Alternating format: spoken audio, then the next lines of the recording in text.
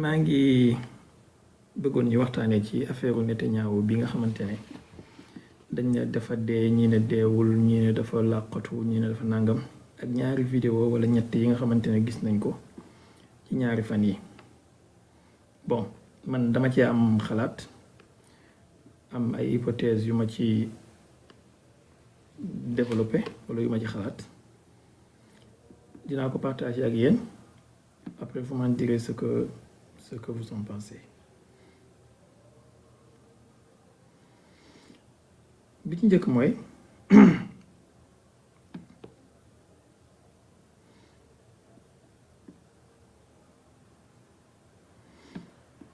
ci njëkk mooy guerre bi tàmbali na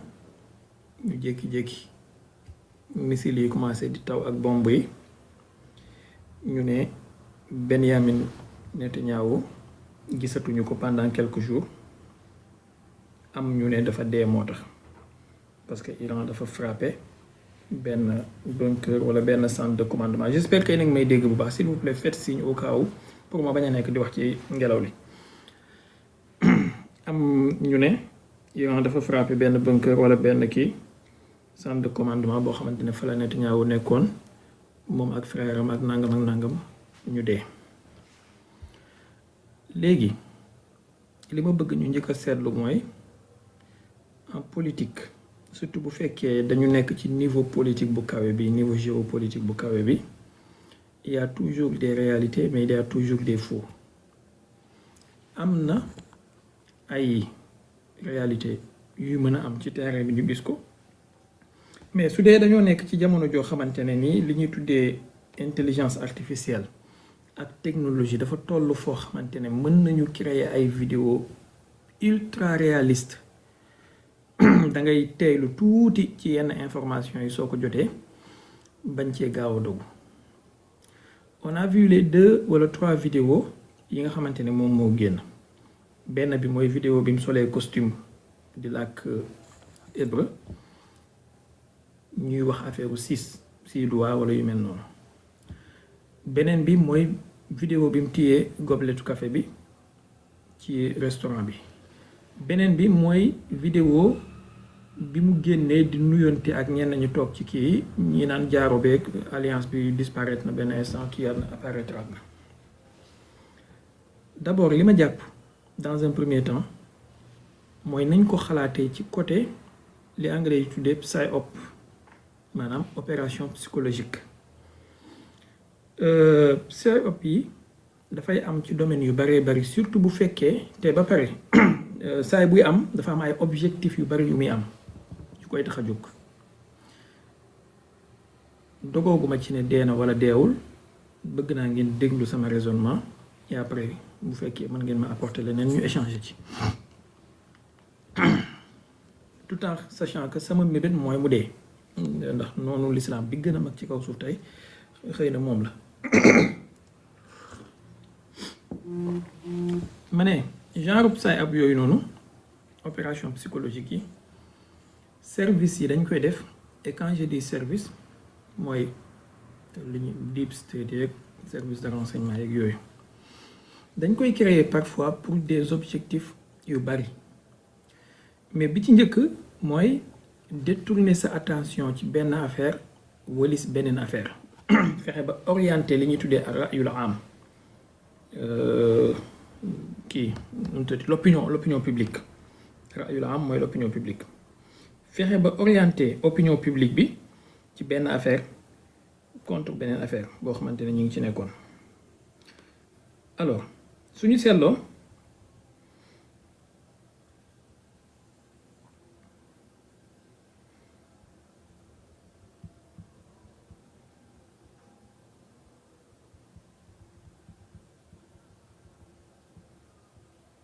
bàllem tuuti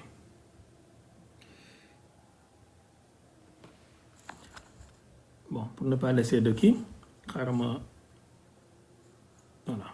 bàllem ma dem.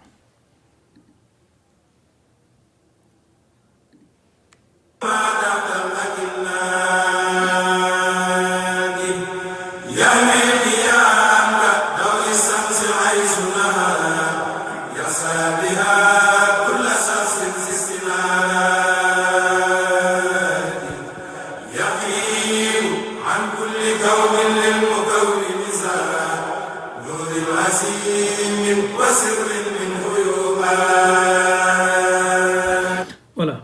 ma ne suñu seetloo guerre bi dafa tàmbali commencé ak benn crime boo xamante ne crime de guerre la bu ñëpp xam muy bombardement d'une école bombardement d'une école de jeunes filles 174 wala 180 en tout cas lu jege 180 jeunes filles ñàkk ci seen bakkan àdduna bi yëpp di coow loolu crime de guerre la léegi façon crime yu mel noonu su amee d'emblée mën na délégitimer opération bi ak li nga xamante ne ñi initier opération bi moom moo leen ci taxoon na jóg maanaam wax ne dañuy ñëw pour libérer le peuple iranien, de libérer les femmes iraniennes, de libérer les jeunes iraniens contre la dictature des mollahs et autres. Donc si tu commences par faire un massacre, c'est évident, surtout avec les vidéos yi ñu gis mu leer ne ay missiles de croisière Tomahawk moo dal ci école bi et à 2 reprises ci intervalle 40 minutes, c'est clair que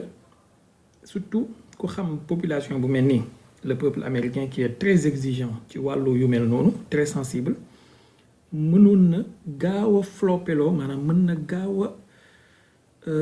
handicapé narratif bi nga xamante ne ni moom la administration Trump mënoon na am ngeen baal ma nag depuis tous ces jours là nit ñaa ngi wax ci deewu Netanyahu bi bëgguma ci woon a étaler je pense que à tête reposée fi mu toll nii puisque brouillage bi xaw na dissimé wu un peu gis nañ yenn vidéo yi xam nañ camp bu nekk il est propice le temps est propice pour wax ci un peu bien vrai que développement yi mu ngi am de jour en jour et ñu ngi koy topp donc ma ne bi ci njëkk guerre bi dafa commencé par benn crime bu leer bu flagrant ñaareel bi objectif de guerre yi nga xamante ne ni ñoom moom la ñu amoon ñoom waa coalition bi muy daaneel régime bi ba pare ne dañuy yàq programme nucléaire bi programme balistique bi nangam objectif yooyu atteindre wuñ ci benn après presque 3 semaines de guerre. Bon ñetteel bi ñu gis ne seen adversaire bi il est en train de faire très très mal à leur base et à leurs installations ba nga xamante ni bu ñu bàyyi woon caméra yeeg objectif yi fixé loolu noonu on allait forcément demander des comptes à l'administration Trump et à l'administration Netanyahu. On allait exiger de voir des images satellites ci base américaine yi lan moo leen dal soldats américains yi lu tax ñu dee Israël fan ak fan lañ fa dóor ainsi de suite. Donc pour ay services de renseignement aussi sophistiqués que CIA wala Mossad wala unité 8200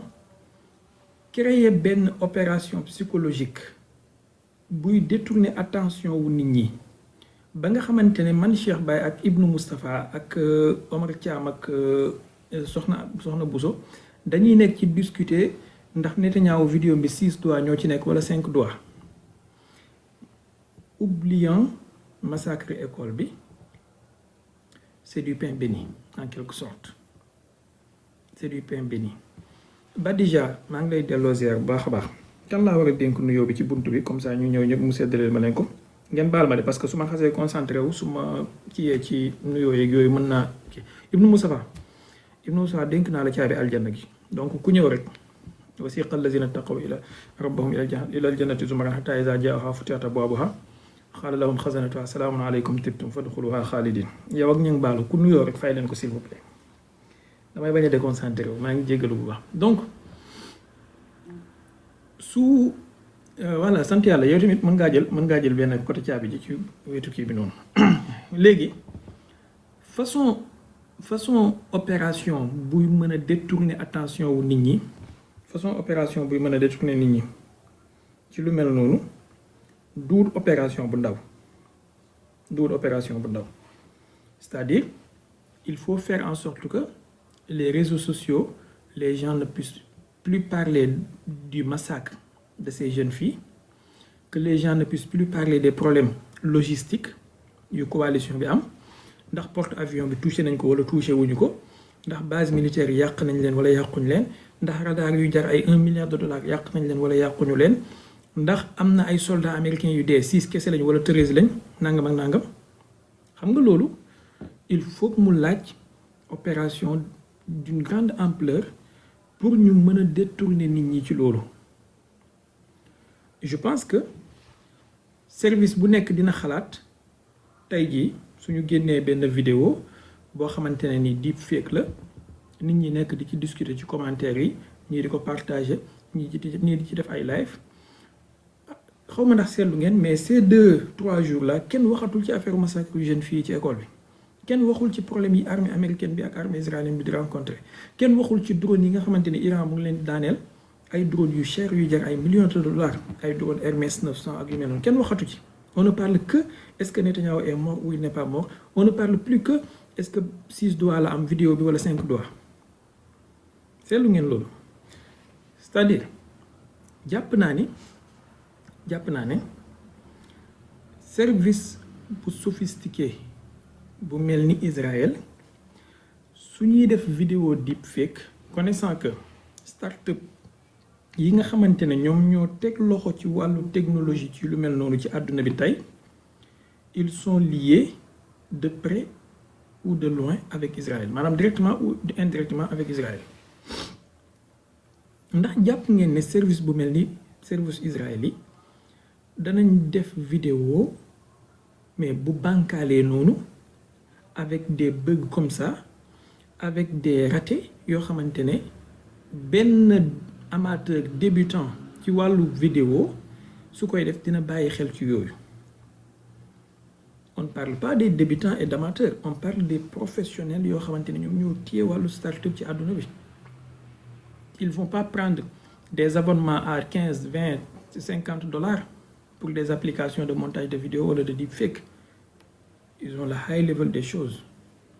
Donc su ñuy demee bay def vidéo, s'ils voulaient vraiment tromper l'opinion internationale, am na façon bu gën a sophistiqué bu ñu koy defee. Donc le fait que vidéo yi am bëgg yu mel noonu, ça me laisse penser que c'est voulu, volontairement en fait, pour Ibn Moustapha ak Cheikh Baye nekk ci commentaire yi di discuter non 6 doigts la wala 5 doigts la. C'est-à-dire on vous montre la lune mais les autres regardent le doigt ndax jub na wala jubul. Vous comprenez? Donc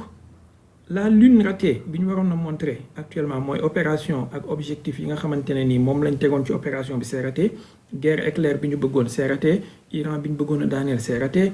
Iran bi ñu wax ne yàq nañ ay armam c'est raté, Iran mu ngi continuer di tirer ay missiles, ils ont des problèmes avec leur logistique, ils ont des problèmes avec leur porte-avions, ils ont des problèmes avec des avions qui tombent, qui se font descendre.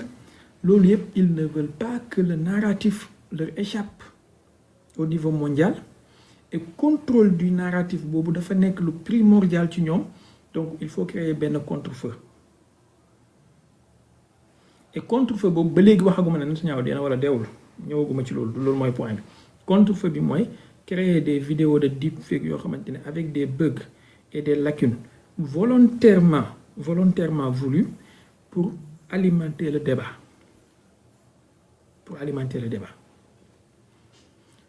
Parce que jàppuma ni bu dee ñiy jouer film ci Hollywood ñoom ñooy mën a defar ay scénario yu réaliste ak ay images yu réaliste yooyu, à plus forte raison les services Israël ak américains yi. Voilà. Maintenant nag il fallait pas que bëgg bi dem assez loin pour que ça ne paraisse pas trop flagrant. Am na façon boo xamante ne suñ ko defee woon ça allait être trop flagrant. benn Ibn Moustapha bu koy gisee daf naan obvious lii ñoom ñoo ko tay en fait. Donc il fallait le faire de façon très subtile. Voilà. Loolu mooy benn bi. ñaareel bi mooy maintenant que yooyu yëpp jàll nañ ko, amatuñu contrôle ci narratif bi, mais fexe nañ ba détourner opinion internationale bi ci ndax Netanyahu dee na wala deewul. Pourquoi lii? Il y a 3 à 4 hypothèses yooyu mën a jàngat. Bi ci njëkk mooy Netanyahu lu tax mu simuler deeyam wala ñoom ñu simuler ko. Première hypothèse, bien vrai que hypothèse bu peu probable la, mais quand même hypothèse la, amaana service israélien yi ñoom ñoo ko tenir en otage wala ñoo ko kidnappé. Encore une fois, c'est peu probable, mais quand même, c'est une probabilité. Service israélien voulant mettre fin à cette guerre parce que xam nañ ne dugg nañ ci luñ mënta génn jafe na ci ñoom et kan moo leen ci dugal le chef du gouvernement, ils le tiennent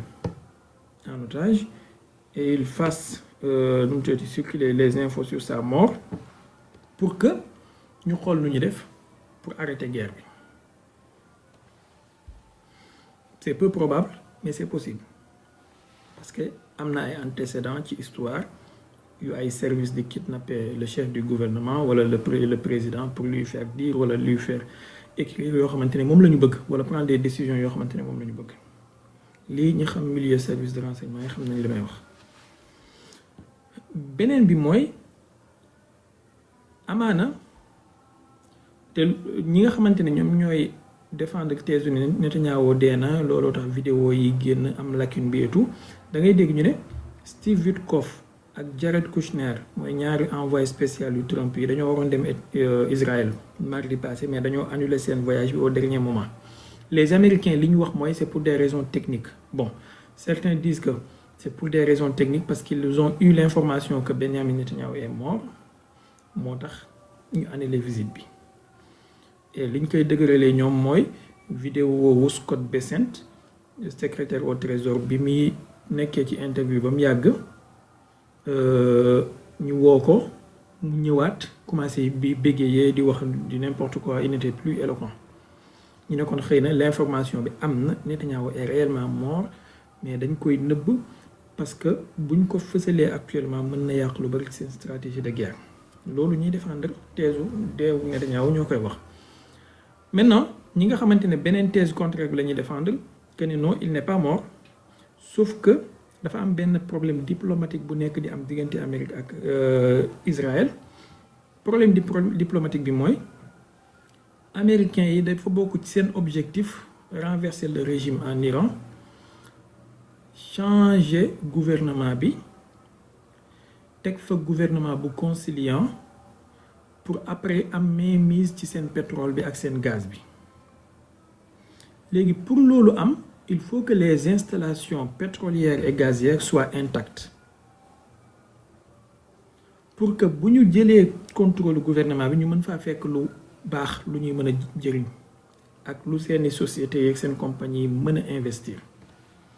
Maintenant Israël dafa commencé woon ces dernières semaines di bombarder des installations pétrolières et gazières yu Iran yaakaar naa gis ngeen ko am na benn boo xamante ne sax bi ñu ko bombardé Téhéran fumée noire bi dafa enveloppé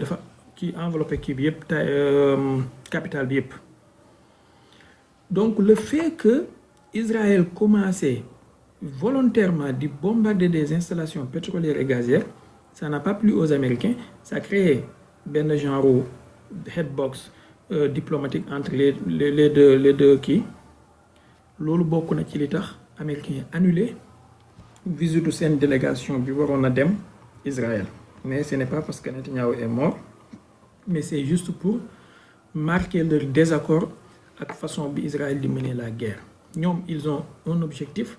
les Israéliens en ont un autre bu wuute ak bi américains yi am. C'est-à-dire américains yi dañoo am objectif renverser le régime mais garder un pays que l'on pourra utiliser. Israéliens dañoo am objectif détruire l'État, c'est pas pareil. Détruire l'État, morceler le pays, balkaniser ko, n'est-ce pas? Donc les deux sont un peu différents et ñu ne xëy na loolu moo tax Steve Witkoff ak Jared Kushner demuñu Israël. Deuxième hypothèse bi mooy amaana il y a quelque chose de très grand qui est en train de se préparer. Par exemple, des frappes extraordinairement violentes, voire même des frappes nucléaires contre l'Iran. Et que Netanyahu a quitté le pays, allé quelque part d'autre, et puisque nekkatul ci réew mi, il faut ñu créer benn nu ñu koy waxatee sax benn brouillage informationnel pour occuper nit ñi ci discussion bu mel noonu qui est en réalité une discussion stérile mais qui va surcharger le cerveau inutilement. Netanyahu est probablement allé se planquer en Allemagne ou aux États-Unis, puisque gis nañu actuellement il y a des bombardiers stratégiques qui sont en train d'être déplacés en Angleterre, dans le Moyen-Orient, il y a des B2, B52, et ainsi de suite. Donc peut-être il y a des préparatifs pour une frappe nucléaire contre l'Iran, accès souterrain, accès bunker, et que craignant ben riposte bu foudroyant bu Iran war a def contre Israël dans ce cas, Netanyahu est allé se planquer ailleurs. Donc il faut ñu créer benn subterfuge boo xamante ne dana ëlëm xelu nit ñi ci leneen walis préparatif yi ñu nekk di def ndax suñu bàyyee nit ñi concentré wu di nga gis ñuy topp flight radar, di nga gis ñuy topp yeneen canaux d'information au SINT yi, di nga gis ñuy topp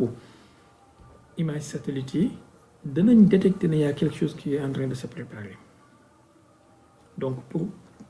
indi raflatu ñu def lu mel noonu amaana loolu mooy deuxième hypothèse bi. Maanaam en résumé deewul dafa génn dëkk bi daw parce que am na lu ñuy préparer contre Iran te xam nañ ne suñ ko defee Iran mën na riposter vigoureusement. Donc il faut ñu créer loo xamante ne moom mooy tax nit ñi duñu concentré wu ci préparatifs yooyu noonu ñu nekk di def. Alors troisième hypothèse mooy par exemple amaana Netanyahu deewul, dañu simuler sa mort pour parce que xam nañu ne Netanyahu, après avoir assassiné Khamenei, il est devenu la cible numéro 1 des Iraniens. Donc tant qu'il restera en vie, surtout durant cette guerre, les Iraniens ils vont chercher à le cibler, à le frapper. Donc pour rendre la tâche très difficile aux Iraniens,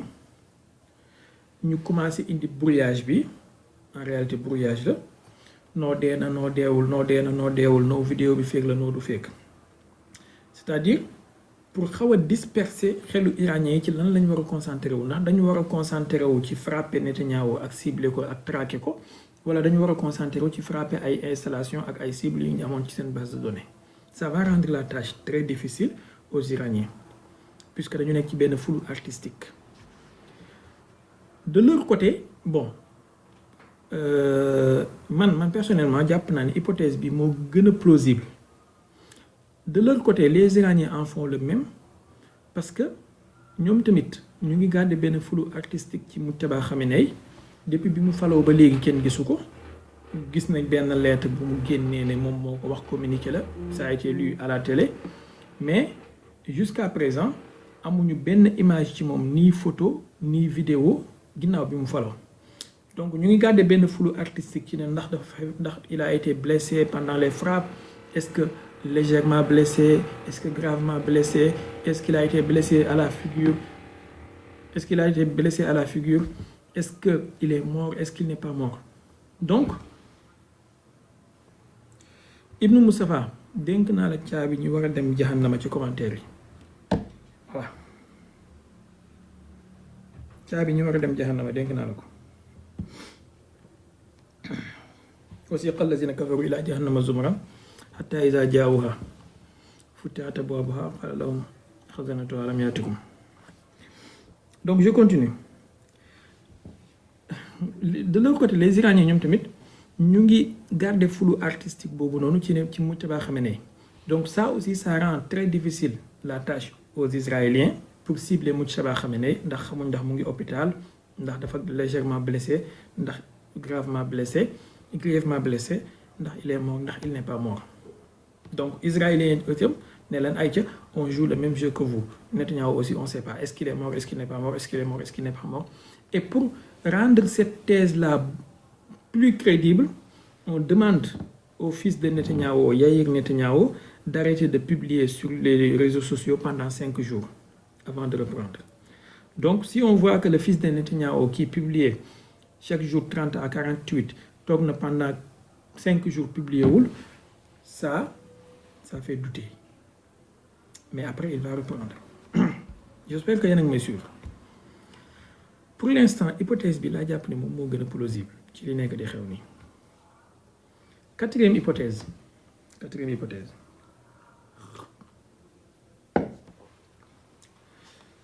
amaana Netanyahu il n'est pas mort mais connaissant qu'il s'est fait trop d'ennemis y compris en Israël et dans le monde surtout ak problème yi mu am ak justice dëkk il n'est pas prêt à passer le restant de sa vie en prison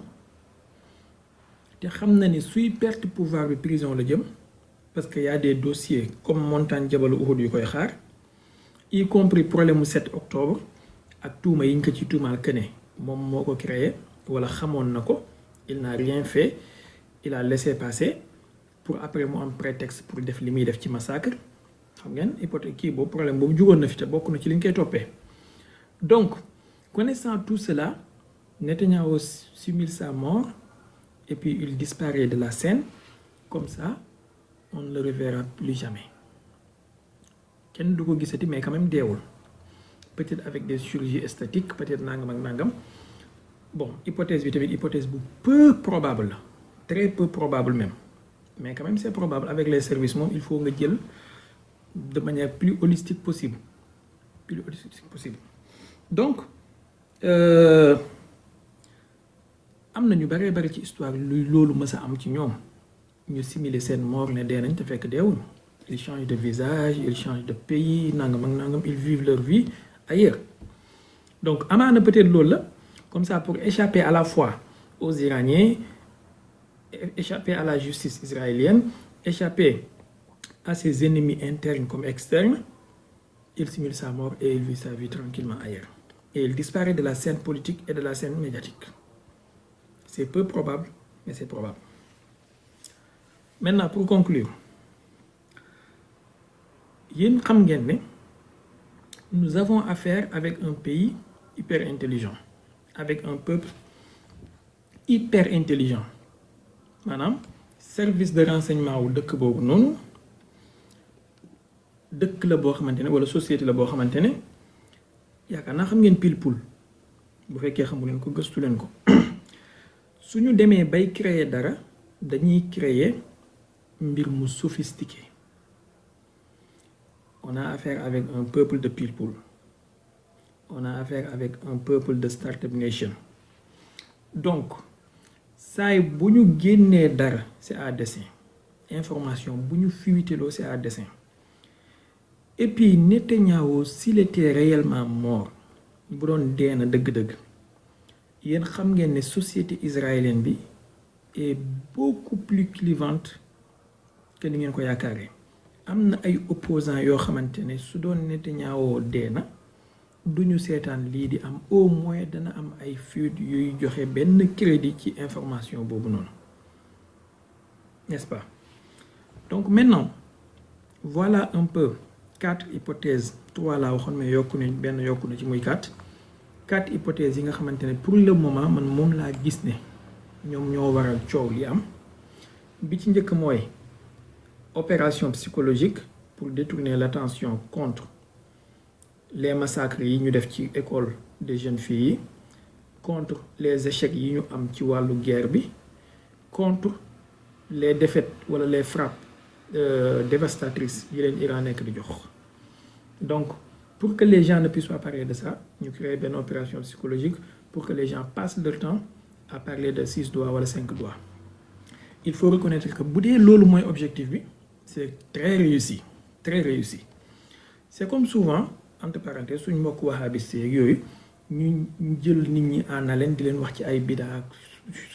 sunna maanaam ñi ngi lay joxoñ weer wi ngay xool baaraam bi donc c'est très réussi pour l'instant bu fekkee loolu mooy objectif bi. Deuxième hypothèse peut-être il est mort mais pour des besoins de stratégie de guerre ñu camoufler sa mort et mel ni deewul continuer tenir appareil militaire bi pour à la fin ñu déclarer ni il était mort d'une maladie quelconque wala accident de voiture wala nangam comme ni ñu waxee ne benn vie dafa am accident de véhicule de voiture accident de circulation. Troisième hypothèse bi, peut-être les services ñoo ko kidnappé pour mettre fin à cette guerre parce qu'ils en ont marre et après il faut maintenir la population et les structures militaires en marche en attendant que la fumée se dissipe ñu doog ko libérer doog a jàll ci leneen. Bon, peu probable mais probable quand même.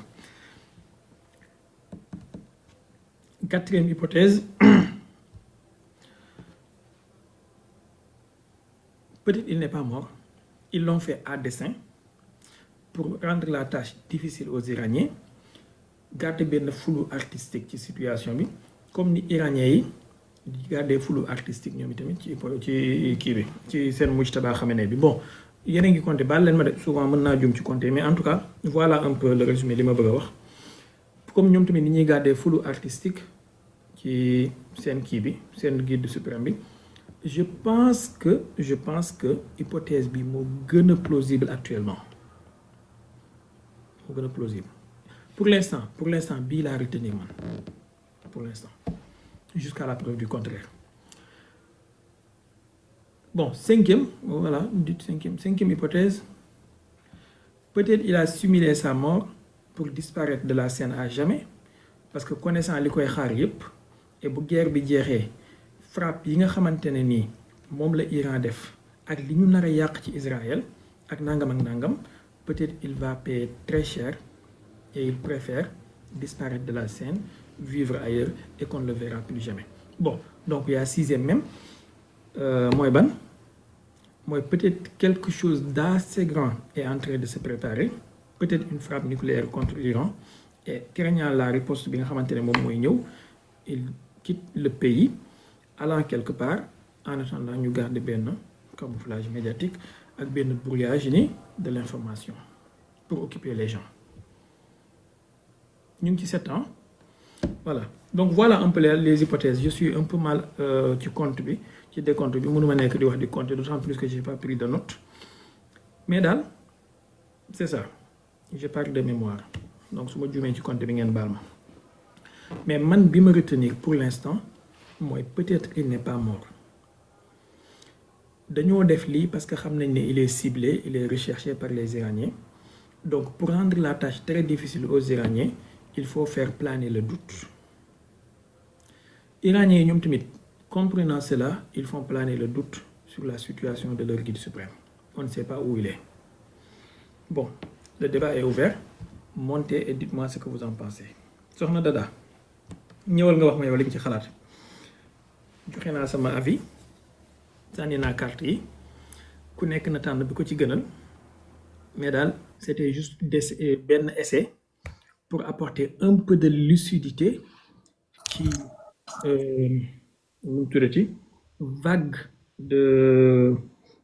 d'incompréhension, de délire yi am ci yenn kii yi, surtout jamono ji ñu toll nga xam ne ku nekk day waxee fu nekk, ñenn ñi ils se versent même dans du complotisme les plus extravagants, ñenn ñi aussi ils se versent ci benn subtilité benn scepticisme ak yu mel noonu. Donc à un moment il faut être un peu lucide. Regardez l'information avec hauteur et discernement, sachant aussi ñan la ñu am ak affaire. C'est pas des amateurs, ce ne sont pas des amateurs, c'est des services très très très forts, très très qualifiés, ñoo xamante ne suñu demee bay def vidéo bu am ay bug wala am ay défaut, c'est à dessein, ñoom ñoo ko tey. Maanaam du ñu génnee vidéo te vérifier wuñ ko vérifier waat ko, c'est des têtes, duñu ay gars yu am ay kii à 2 chiffres wala à un chiffre, c'est des gens hyper intelligents. Donc suñu bàyyee débat bi ñu koy maintenir ci ay 6 doigts ak 5 doigts, c'est parce que ñoo ko tey. Suñu bàyyee débat bi ñu koy maintenir ci café bu war a tuuru wala tuuruwut, c'est parce que ñoo ko tey. C'est à faire à dessein pour wax loola leneen luñ bëgg nga wax, fàtte loola li nga xamante ne moom nga waroon wax dëgg-dëgg. Voilà un peu. J'espère que ça a été un peu clair, même si awma fasaxa pour leeral ko, mais j'espère que seen nopp yi sell na sellaay bi ngeen ko mën a comprendre. Ku fi jiitu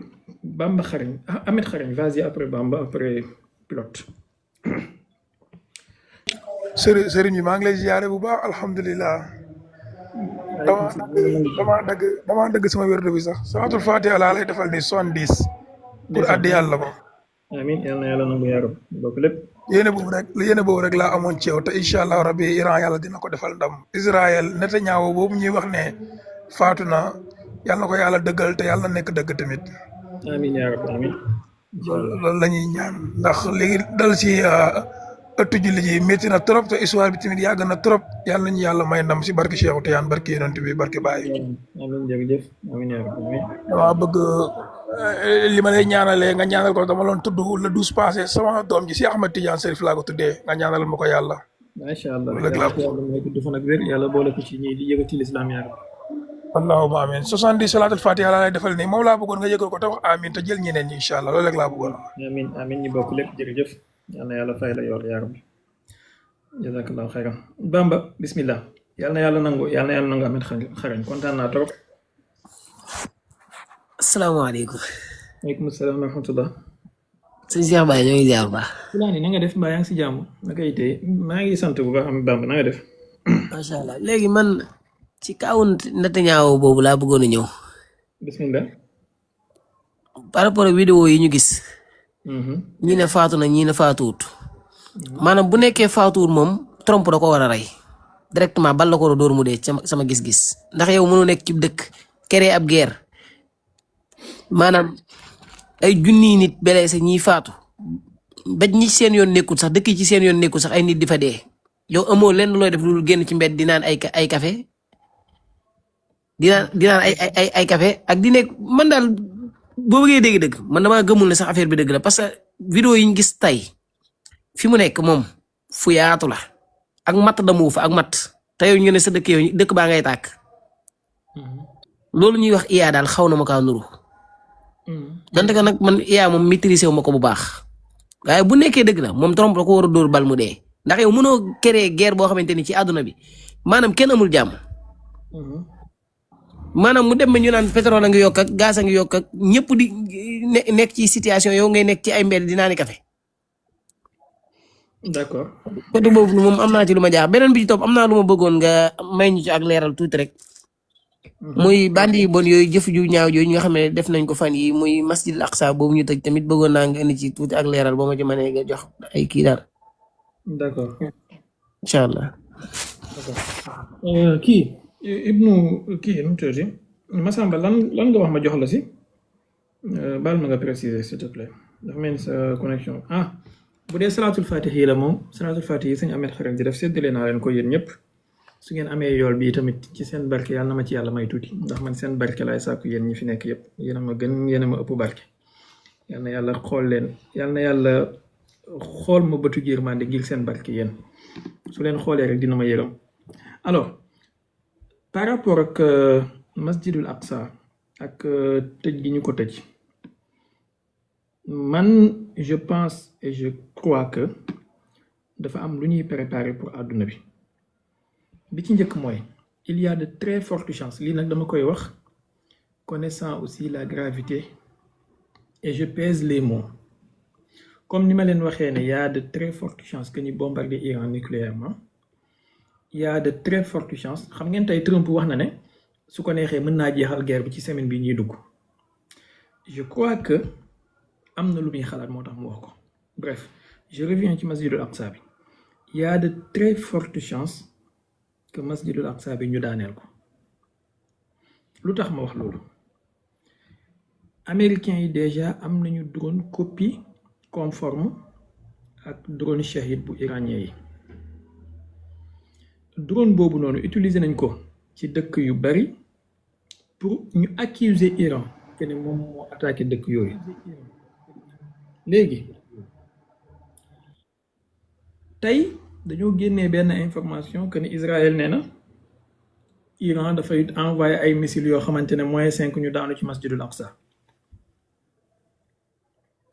qu'est-ce qu'ils veulent nous dire ils sont en train de nous préparer psychologiquement pour bu ñu dóoree ay missiles wala ay drone ci masjidul aqsa ñu accuser Iran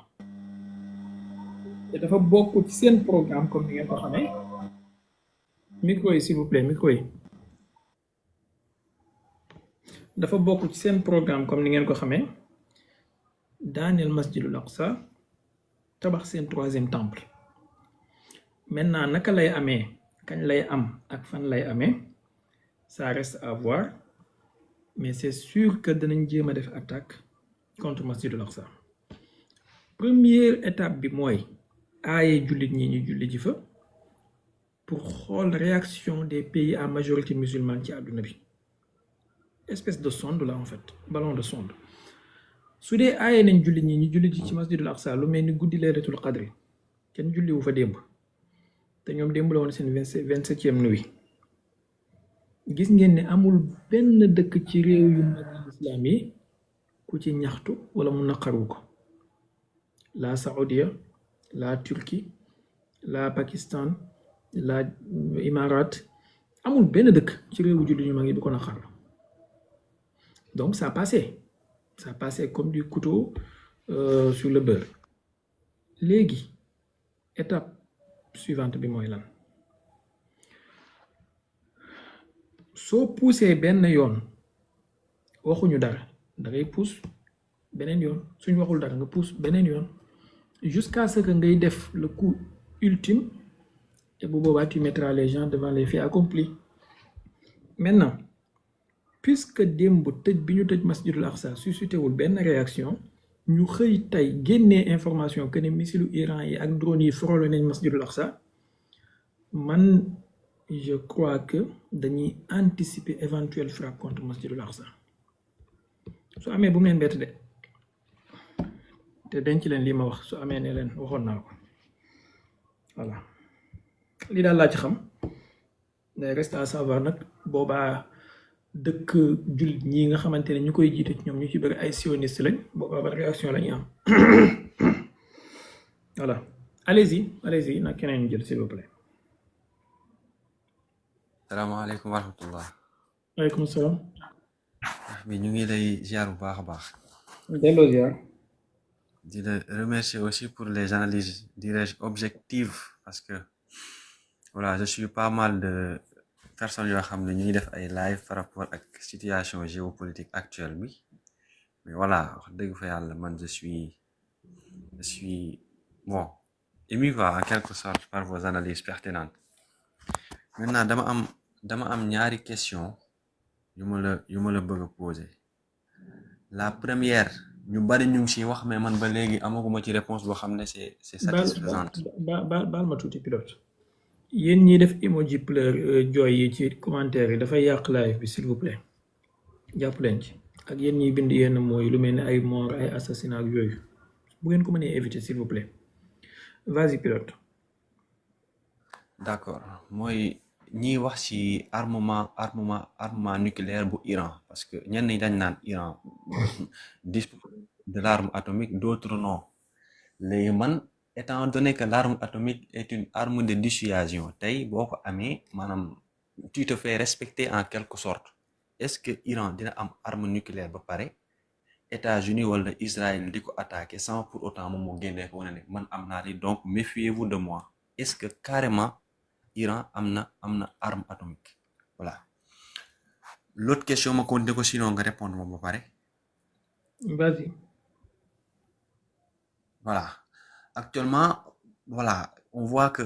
Israël ak Amérique amatuñ benn marge de manœuvre maanaam ci guerre conventionnelle bi parce que on peut dire que leurs objectifs ñoom atteindre ko comme ni nga ko waxee sànq ñee c'est pour destituer voilà les mollahs les autres moom voilà pour yàq dëkk bi complètement maintenant maanaam ci lan lañ jëm parce que on peut dire que c'est une défaite parce que Abraham Lincoln rebrousse le chemin du moins maanaam il s'est éloigné des côtes iraniennes américains yi est-ce que réellement maanaam ils envisageraient d'utiliser l'arme atomique c'est ça ma deuxième question jërëjëf merci. Merci beaucoup bon Massamba nee na ñu tëj commentaire yi donc modérateur yi yéen ñi mën a tëj commentaire s'il vous plaît yóbbu leen gars yi mandat de dépôt léegi li ma xam daal mooy par rapport à première question bi Iran ndax su amoon arme nucléaire du ko yëgle pour dissuader attaques yi contre son peuple jàpp naa ne première chose il faut nga xam ni wala ñu xam ñun ñëpp que ne arme nucléaire terewul attaque wala terewul guerre arme nucléaire dafay sanctuariser contre la destruction de l'État. Je te donne un exemple wala deux exemples. La Russie a une arme nucléaire mais terewul Ukraine mu ngi frapper ay drone ci biir Russie ci territoire Russie continentale mu ngi frapper ay missiles ci biir territoire Russie continentale. Maintenant la doctrine nucléaire russe li mu wax mooy menace existentielle contre l'État pas ay attaque ci territoire fii wala ak attaque ci territoire fii. Menace existentielle contre l'État on sait ce que c'est ak dépeçage du pays ak yu mel noonu. Deuxième exemple Pakistan ak Inde ñoom ñëpp am nañu arme nucléaire mais pourtant de temps en autre ils se tapent ku nekk doorante sa morom ay missiles 2024 rek xaw ma 2025 envoyé wante nañ fi ay missiles ba Pakistan daaneel fi ay avions Rafale indien et autres. Iran bombardé na fi Pakistan avec des missiles. Pakistan riposté ci Balochistan ou Iran ak yu mel noonu. Afghanistan Pakistan est nucléaire Afghanistan ne l'est pas mais pourtant léeg-léeg guerre am seen diggante récemment il y a pas 2 mois xaw nañ fee rayante ba ay soldats pakistanais. Donc le nucléaire en soi arme de dissuasion la contre la destruction de l'État mais pas arme de dissuasion contre une guerre quelconque. Moo tax même les Américains dañuy def ay simulation de guerre contre les pays qui sont nucléaires, des puissances même. Par exemple, il y a une simulation de guerre contre les Russes, il y a une simulation de guerre contre les Chinois. Et si nous savons, ou si nous engagé guerre, ça peut se limiter strictement dans le cadre conventionnel, ils n'hésiteraient pas. Ce que nous savons, c'est à quel point il a fait dégénérer vers une guerre nucléaire. C'est ce que nous savons. Iran, su déclaré ne am na arme nucléaire te loolu bokk na ci li taxoon iranien yi suspendroon seen projet Ahmad bi ñu amoon vers les années 2003-2005 ndax ils sont arrivés à la conclusion que arme nucléaire lim leen di jural ci ay problèmes politiques moo ëpp lum leen di jural ci ay bénéfices militaires ñu daal di suspendre projet bi ginnaaw bi ñu defee étude de faisabilité bi ak capacité yëpp ba pare. Donc, sous déclaré une arme nucléaire, d'ailleurs les Saoudiens ont déclaré ouvertement par la voix de Mohammed Ben Salman, j'ai la vidéo quelque part, il a dit ouvertement que sous Iran a une arme nucléaire, les Saoudiens aussi chercheront à se doter de l'arme nucléaire. Les Turcs jarul wax, les Égyptiens jarul wax. Donc, Iran sous déclaré que a une arme nucléaire, réew yu ko wër yëpp ils chercheront à se doter de l'arme nucléaire par A plus B. Et dans ce cas am na ci réew yoo xamante ne ni xëy na mën nañu bañ a am maturité politique ak contrôle bu iranien yi am wala bu russe yi am wala bu américain yi am. Voilà, ça créera des problèmes et il y aura des sanctions, des embargos et ku gis hypocrisie bi occidentaux yi di doxal ci dossier iranien bi daf lay leer ne bis bu Iran déclaré woon na am na arme nucléaire dañ ko imposer ay sanctions yu gën a yées yi ñu imposer Corée du Nord. Moo tax même su ko amee pour mu yëgle ko wala pour mu wax ko problème lay doon. Man nag personnellement sama xalaat mooy je suis pour que mu affirmer position wam ba pare bu ko amoon sax mu yëgle ko su ko amoon man je suis pour mu yëgle ko parce que ça aura un effet dissuasif. Instant bi soo ma laajee ndax am na ko wala amu ko mënuma laa tontu formellement probabilité la mën a jox ak pourcentage. Probabilité bi mooy à 90% Iran amul arme nucléaire à 90% et à 10% am na ay tête nucléaire. Pourcentage bi mooy loolu probabilité bi mooy amaana Iran est nucléaire mais pas nucléaire fini parce qu'il n'y a pas de vecteur intercontinental yoo xamante ne nii mën nañu atteindre des cibles aux États-Unis loolu tax na encore une fois probabilité ak kii la rek du hypothèse la du réalité li may wax nii loolu tax na États-Unis teel koo attaqué parce que xam na ne su ko attaqué wul ba Iran développé vecteurs intercontinentaux yi bu boobaa le territoire américain sera à la portée des missiles iraniens. Et xam na ne tant que les vecteurs yi Iran am actuellement se limitent uniquement ci zone géographique boobu noonu entre 2000 km et 500 km, Iran hésitera 2 fois avant d'utiliser l'arme nucléaire. Parce que d'utiliser arme nucléaire contre les bases américaines yu nekk Arabie Saoudite, ça sera considéré comme utiliser le nucléaire contre l'Arabie Saoudite.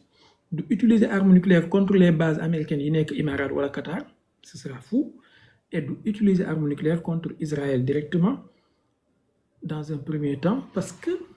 Israël ak Palestine benn la, Israël ak Égypte benn la, Israël ak Liban benn la, Israël ak Syrie benn la. Donc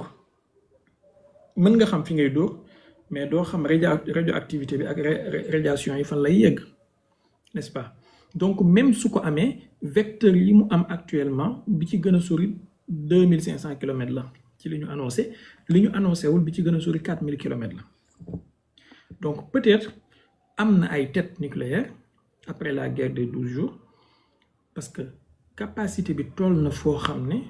ak maîtrise bi toll na foo xam ne pour mu defar arme assembler arme nucléaire ça demande quelques semaines, question de semaines là en fait. Les pronostics les plus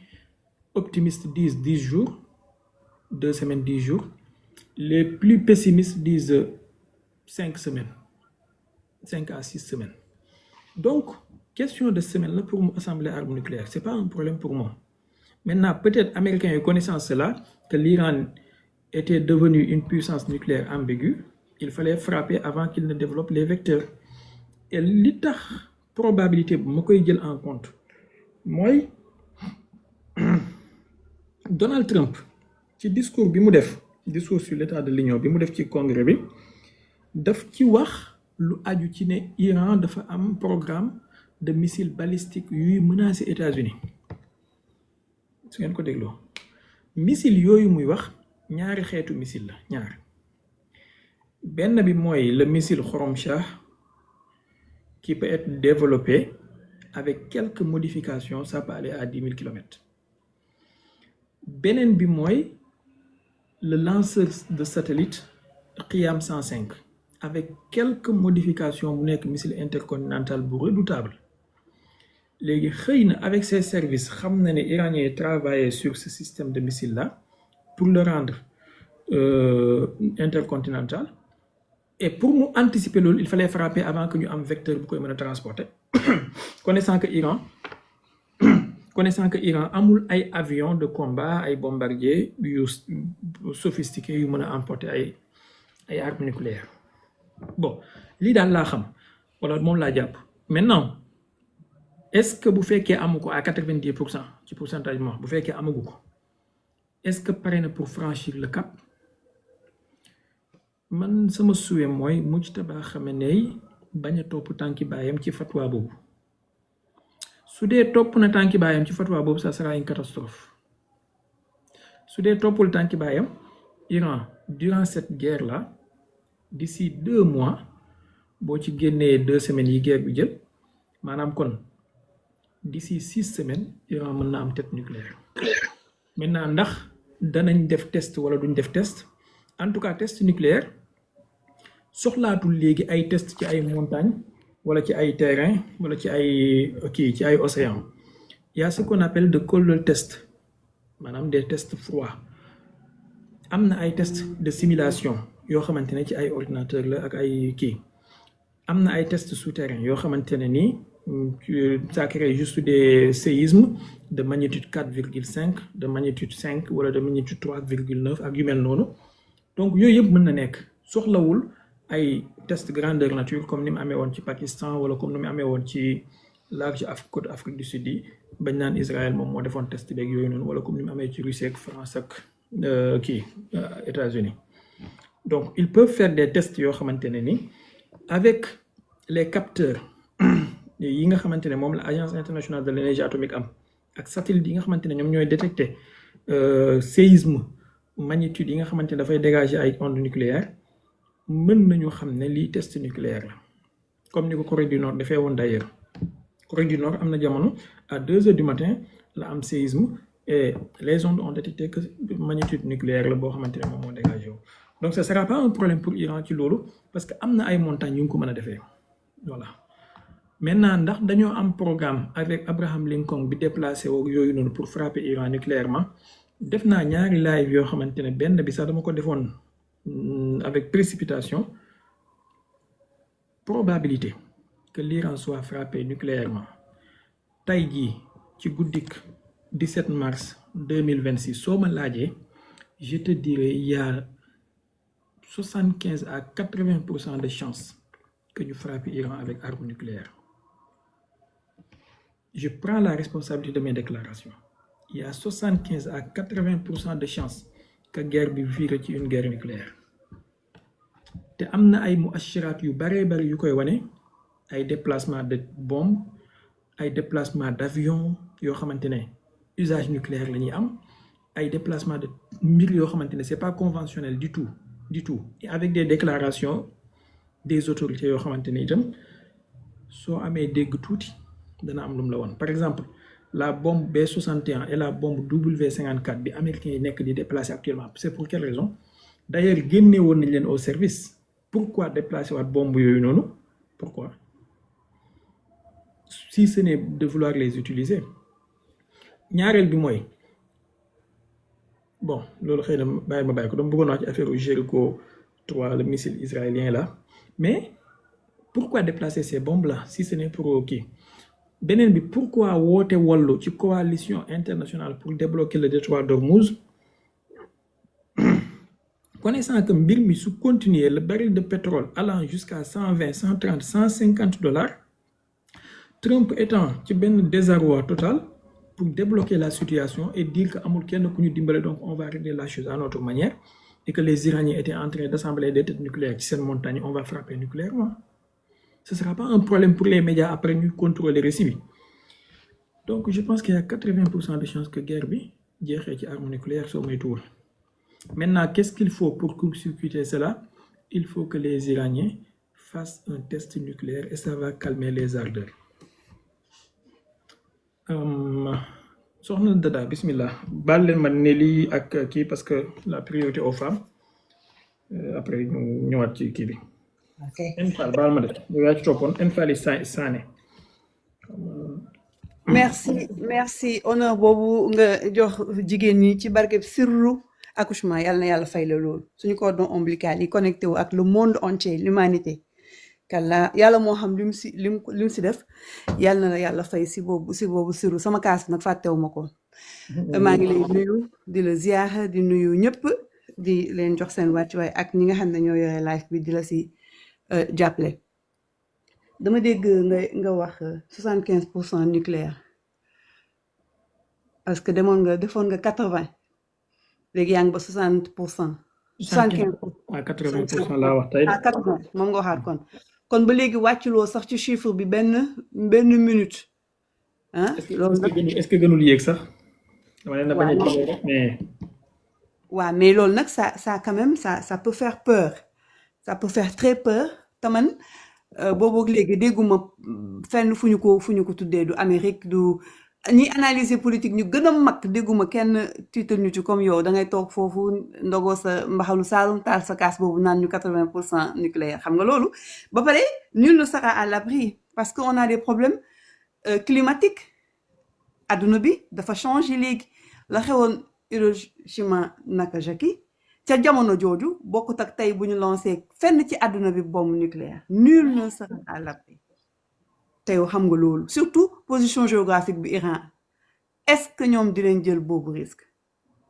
waaye li nga wax lu tax ma xaw ci d'accord ak yow malheureusement et ça me fait de la peine ma xaw ci d'accord parce que Iran dafa attaqué benn source boo xam ne kenn du ko laal ci américain bi mooy the power of the dollar ak pétrole bi gisoo nee nañu kuy traverser léegi seen ruq su ndaw soosu mën nga traverser waaye dootoo fayee dollar tant que doo pétrole Amérique mën nga traverser mais da ngay fayee yen bu nekk China xam nga américains yi loo mën di def ci àdduna loolu mooy seen mooy suñu poumon économie bi ko Khomeini bëggee essayer dañ ko rey bi ko l'autre libyen bëggee essayer comment il s'appelle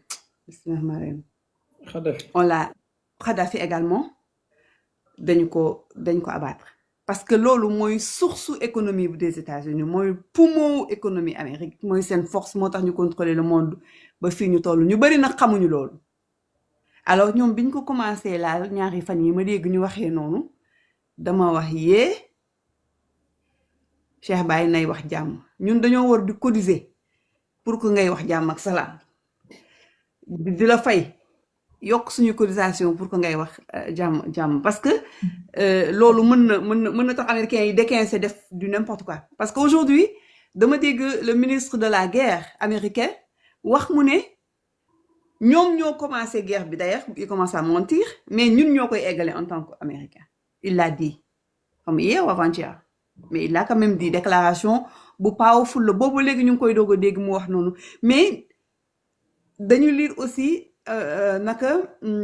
body language am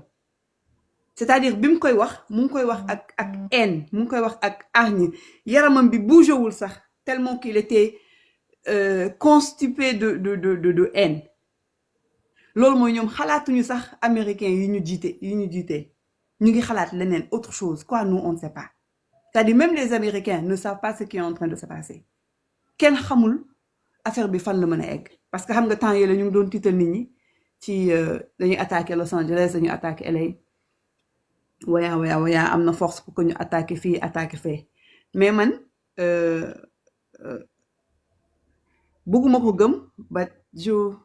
j'ai peur aussi en même temps bëgguma ko gëm du stratégie bu may tëral mais dama xaw a ragal que ne loolu mën nañ ci egg mais dans ce cas aussi Cheikh Baye tiens-toi bien kenn xamagul Iran li mu am à 100% il faut que jamais nit ñi ñu fàtte loolu kenn nobody parce que bu ñu xamoon ne Iran li ñu am je pense pas que dinañ leen attaquer Middle East bi taxaw di seetaan parce que ñoom bu ñu xalaatee woon que ne li ñu naan ay du yem ci boppu borom li olof jaay naan ay yemul ci boppu borom bu Dubaï xalaatee woon lii Arabie Saoudite xalaat lii kon que Iran mën na jóg ci moins de 48 heures mu attaquer pratiquement le bassin pétrolier du monde ci moins de 48 heures ku ci nekk jël ci sa part ci gâteau bi kon duñu ko attaquer kon kenn xamul à 100% lan la Iran am y a rien qui nous dit que ñoom amuñu nucléaire bombe we don't know maybe américains yi xam nañ ko ba pare et que duñu egg foofu ak ñoom maybe xam nañ ko coming back to suñu ennemi boobu nga xam ne moom dafa bëgg a taxawee comme Dajjal je pense que quand même il fait partie des êtres humains les plus détestés sur terre depuis maanaam depuis la nuit des temps amaguñu nit ku ñu bañee nii même l'ancien allemand n'était pas détesté à ce point kenn musul bañee nii nit c'est-à-dire même moom ci ay nitu boppam dañ ko bañ du rek jullit yi au contraire il est détesté de partout c'est pourquoi moom ça survie xamul moom fu muy taxaw dafa mel ni kuy pàccanga ci ay xal même waa Israël bugguñu ko personne ne l'aime ce gars-là y a que Donald Trump qui l'aime qu'Allah nous protège mais je pense qu'il est quand même mort parce que pour que mu mën a def silence bi et que boobu ba léegi waxul ci moment de guerre bu mel ni je pense que dañ ko laal je pense que man dafa jaar comme ni ko Ivoirien di waxee je pense que dafa jaar mais même bu jaawee bu ñu mënuñu ko wax actuellement parce que loo gis dafa am psychologie de l'armée israélien mais dafay dépendre ci survie bu ñu xëyoon wax leen ko rek psychologiquement dañuy abattu ak la population ba pare dafa mel ni défaite à presque 60% donte ñoom xam nañ ne ils vont perdre man noonu laa ko gisee je pense qu'il est parti kan moo koy defal surgery pour que muy nekk ci àdduna bi di def lu ko neex encore parce que moom il veut représenter Dajjal et que bon so be it mais j'aurais bien aimé nga wax ñu yow la nga xalaat ci le fait que économiquement ñu bëgg laal suñu de pétrole dollar la moo ci sa take. D'accord, merci beaucoup amiin ci ñaan yi ñu bokk lépp incha allah li ma jàpp daal mooy li Iran actuellement ñoom xam nañ ne nekkuñu ci guerre de choix mais guerre de survie la ñu nekk bien vrai que occidentaux coalition bi ñuy déclencher guerre bi ñoom guerre de choix la woon pour ñoom coalition bi mais iraniens yi guerre de survie la pour ñoom maintenant coalition bi ñu demee ba iraniens yi commencé nag di taper là où ça fait mal ça devient une guerre de survie pour ñoom ça devient une guerre de survie pour ñoom donc première chose bi ñu bëgg non seulement mooy faire durer la guerre aussi longtemps que possible mais loolu dafa opposé ak objectifu coalition bi su ma nee coalition mooy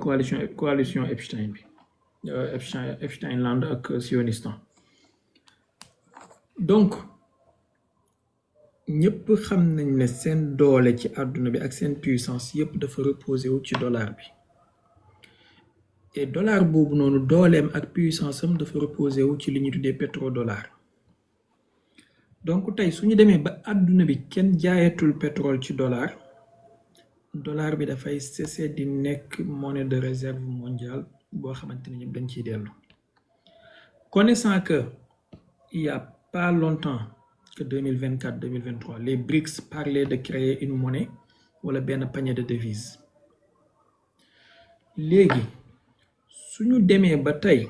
iranien yi ne képp ku bëgg a jàll ci détroit d'Ormuz bi faaw nga dàq sa ambassadeuru Epsteinland bi nekk sa réew wala ku bëgg a jàll faaw nga fayee sa pétrole bi yuan ça devient une menace existentielle pour l'hégémon donc suñu mënul lijjanti problème bi militairement ils n'hésiteront pas un instant d'utiliser le nucléaire xoolal soxna Dada man j'aurais bien aimé croire tous ceux qui disent que non duñu ko ñemee ñoo xalaatuñu ko mais dafa am benn variable boo xamante ne il faut nga koy jël en compte ci sa analyse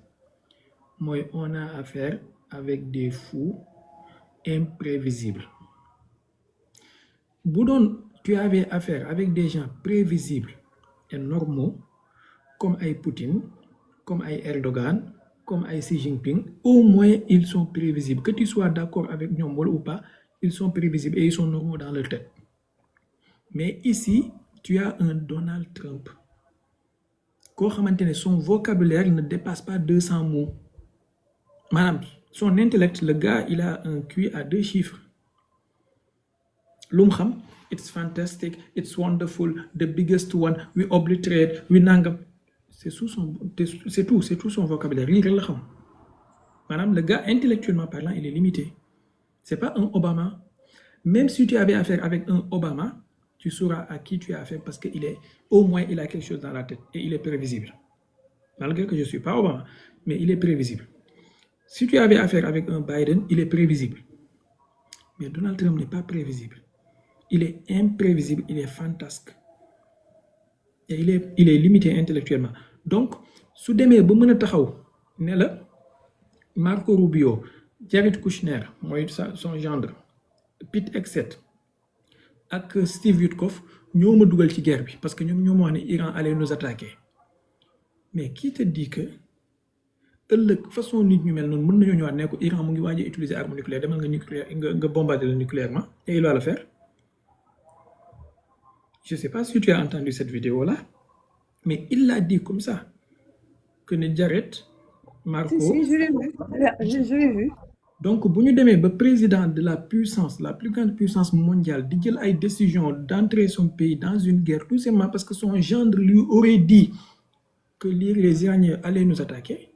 c'est parce que le monde est devenu dans une insécurité totale. Benen bi moy de l'autre côté, tu as un fou qui est dans une fuite en avant. Shaitanao. Maintenant, j'aimerais bien que... Abonnez-les, aimez, de partager, de participer, d'envoyer un cœur.